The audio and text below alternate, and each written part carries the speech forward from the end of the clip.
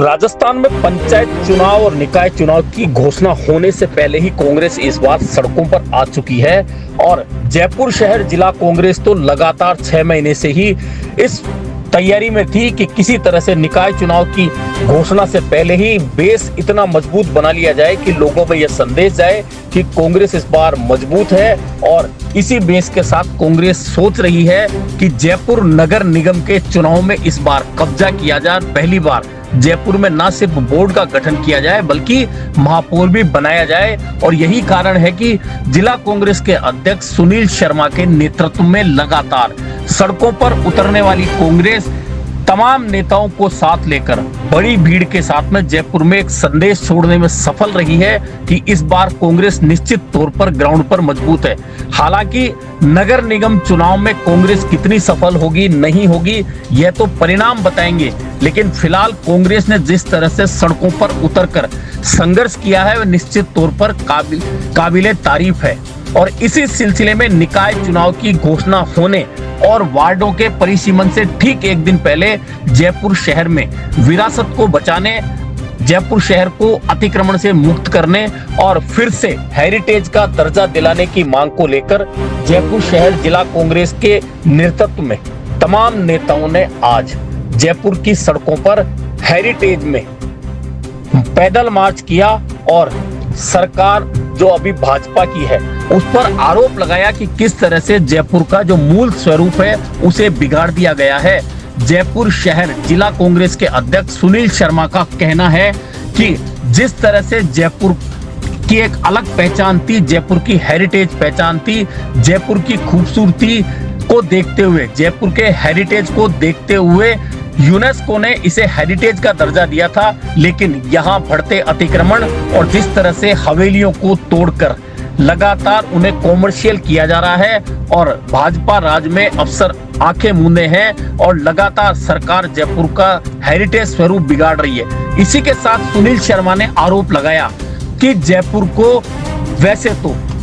विश्व स्तरीय शहर का दर्जा है, हजारों करोड़ यहाँ खर्चा हो गया, इसके बावजूद जो खूबसूरती जयपुर की विरासत में मिली हुई थी उसे बिगाड़ने का काम लगातार जारी है। और अगर जयपुर की जनता ने कांग्रेस को नगर निगम चुनाव में आशीर्वाद दिया तो निश्चित मान के चलिए कि जयपुर शहर के इस पुराने स्वरूप को, हेरिटेज स्वरूप को लगातार बचाने के लिए कांग्रेस काम करेगी। दरअसल जयपुर शहर की जो पुरानी हवेलियां हैं उन्हें लगातार तोड़ा जा रहा है और न सिर्फ तोड़ा जा रहा है बल्कि उनमें बाजार विकसित हो रहे हैं। ऐसे में मूल स्वरूप जो जयपुर हेरिटेज का है वह बिगड़ चुका है। इसके साथ ही जयपुर का जो परकोटा विश्व विरासत की एक पहचान है और यूनेस्को ने उसे दर्जा दिया था, लगातार अतिक्रमण हो रहे हैं और परकोटे पर लगातार अतिक्रमणों के चलते न्यायालय को भी दखल देना पड़ा है। और न्यायालय का कहना है कि अगर राज्य सरकार और स्थानीय प्रशासन ने परकोटे के अतिक्रमण नहीं हटाए तो फिर न्यायालय को कोई कदम उठाना पड़ेगा। कुल मिलाकर इस मामले को लेकर अब जयपुर की कांग्रेस लगातार मांग उठा रही है कि जयपुर के पुराने हेरिटेज स्वरूप का दर्जा न सिर्फ बरकरार हो, उधर एक खतरा और हो चुका है कि यूनेस्को की वर्ल्ड हेरिटेज साइट पर जयपुर का नाम है और वह इसलिए है कि जयपुर का परकोटा, जयपुर की पुरानी हवेलियां और जयपुर की हेरिटेज एक अलग पहचान पूरे विश्व में रखती है। और इसी कारण से पूरे विश्व का पर्यटन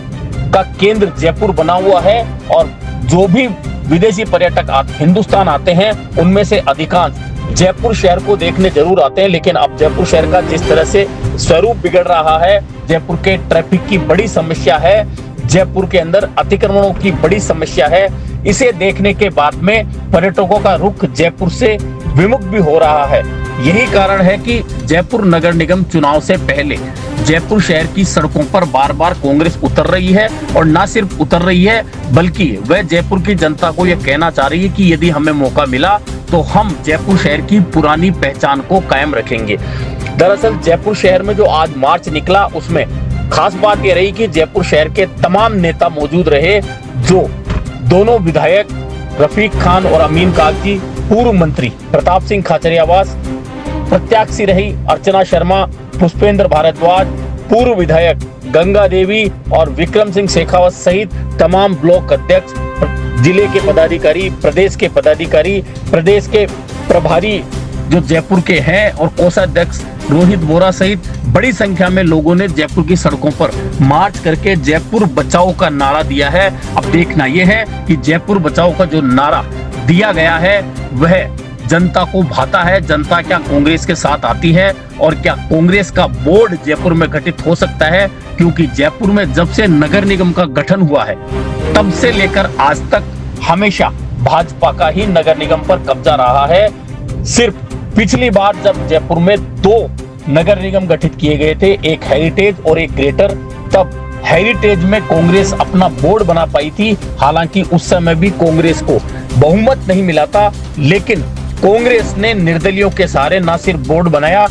बल्कि अपना एक मेयर भी बनाने में सफलता प्राप्त की थी। हालांकि जयपुर में इससे पहले भी जब डायरेक्ट मेयर का चुनाव हुआ था तब कांग्रेस के टिकट पर ज्योति खंडेलवाल महापौर बनी थी। इसके अलावा जयपुर में कभी बोर्ड का गठन नहीं हो पाया। जयपुर में जब ज्योति महापौर सीधे चुनाव में प्रत्यक्ष रूप से महापौर चुनी गई थी तब भी बोर्ड पर भाजपा का कब्जा रहा था। यानी कि एकीकृत नगर निगम में कभी भी जयपुर में कांग्रेस अपना बोर्ड गठित नहीं कर पाई है। लेकिन इस बार जिस तरह से 6 महीने से लगातार कांग्रेस सड़कों पर संघर्ष कर रही है, यह देखना काफी उत्साहित करने वाला है। लेकिन क्या यह उत्साह वोटों को तब्दील करके कांग्रेस की तरफ लाएगा, और कांग्रेस की तरफ लाएगा तो क्या कांग्रेस पहली बार जयपुर में नगर निगम के बोर्ड पर अपना कब्जा जमाएगी, अपना महापौर बना पाएगी? हालांकि जिला कांग्रेस के अध्यक्ष सुनील शर्मा काफी उत्साहित हैं और वे कहते हैं कि हमारी पूरी कोशिश है कि इस बार हम गुटबाजी से दूर रहकर सिर्फ उन लोगों को, उन चेहरों को चुनाव लड़वाएं जो चुनाव जीतकर आ सकें और हम जयपुर में नगर निगम में कांग्रेस का परचम फहरा सकें। हालांकि अभी एक दिन बाद यानी कि 17 तारीख को जब वार्डों की लॉटरी आ जाएगी तब काफी तस्वीर साफ हो जाएगी और ये स्पष्ट हो जाएगा कि कौन से वार्ड में कौन सा नेता चुनाव लड़ पाएगा और क्या निवर्तमान जो पार्षद हैं उनको कांग्रेस टिकट देगी या नहीं देगी, क्योंकि अधिकांश विधायक और विधायक प्रत्याशी वर्तमान पार्षदों के टिकट काटना चाहते हैं। लेकिन ऐसा करने से कांग्रेस में बड़ा बवाल हो सकता है, बगावत हो सकती है और कुछ निवर्तमान पार्षद मैदान में उतरकर कांग्रेस के समीकरण बिगाड़ सकते हैं। ऐसे में अभी टिकट वितरण के समय असल खेल होगा कि क्या कांग्रेस के नेता जिस तरह से सड़कों पर एकजुट होकर संघर्ष कर रहे हैं उसी तरह से